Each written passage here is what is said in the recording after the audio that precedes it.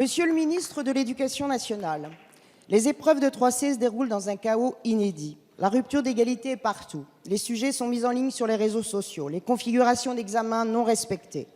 Loin d'être le fait d'actes minoritaires, l'exaspération enfle dans les territoires, y compris ultramarins, contrairement à ce que vous prétendiez il y a 2 semaines.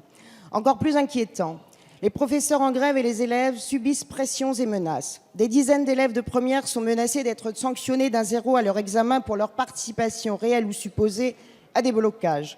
Depuis vendredi, ce sont plus d'une dizaine de lycéens de 16 ans qui ont été mis en garde à vue, parfois plus de 24 heures, parce qu'ils contestent votre réforme et refusent ce bac devenu désormais local. Pourtant, les enseignants vous alertent depuis des mois sur son impréparation, sur leurs conditions de travail, leur salaire, leur manque de moyens. Ils n'en peuvent plus. Cette école de la confiance que vous revendiquez n'est plus qu'un slogan vide de sens.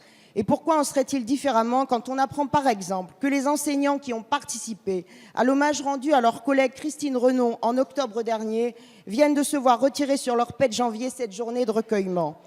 Il est regrettable que le message du président de la République demandant à ce que le gouvernement fasse preuve d'humanité ne soit pas encore arrivé jusqu'à votre ministère. À cela se rajoute l'inquiétude des enseignants quant à leur retraite future, alors que le Conseil d'État vient sèchement de déclarer inconstitutionnelle la seule garantie obtenue par les syndicats pour compenser la forte baisse de leurs pensions impactée par votre réforme. Et au milieu de cette situation chaotique, après des jours de silence, vous prenez la parole pour annoncer que désormais les élèves auront 30 minutes en plus de sport par jour à l'école. Le déni, tout comme l'intimidation et la pression, ne peuvent être un mode de gouvernance. Oui, quelque chose de grave se passe sur le terrain. Maintenir la poursuite des épreuves dans un tel contexte serait irresponsable. C'est pourquoi nous vous demandons solennellement, pour le bien des personnels, des élèves et de leurs parents, de les suspendre. Merci Madame la députée. La parole est à Monsieur Jean-Michel Blanquer, ministre de l'Éducation nationale et de la jeunesse. Merci Monsieur le Président, Mesdames et Messieurs les députés, Madame la députée Tolman. Il y a beaucoup de questions dans votre question. Je vais commencer par la fin et ensuite essayer de dérouler l'ensemble en 2 minutes. Je vais commencer par quelque chose de très significatif. Vous avez parlé de 30 minutes d'activité physique par jour à l'école primaire. Oui, c'est un projet que nous assumons complètement avec Roxana Maracineanu et Tony Estanguet. Je rappelle que d'ailleurs c'est la semaine olympique. Votre voisin, le député Joannico, est très sensible à ce genre de sujet, parce qu'en effet, il faut développer l'activité civique des élèves et l'activité d'éducation physique des élèves. C'est un très beau sujet.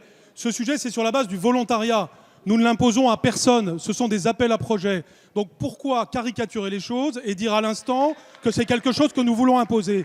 Tout ce que vous dites est à l'avenant, c'est-à-dire vous caricaturez et vous schématisez.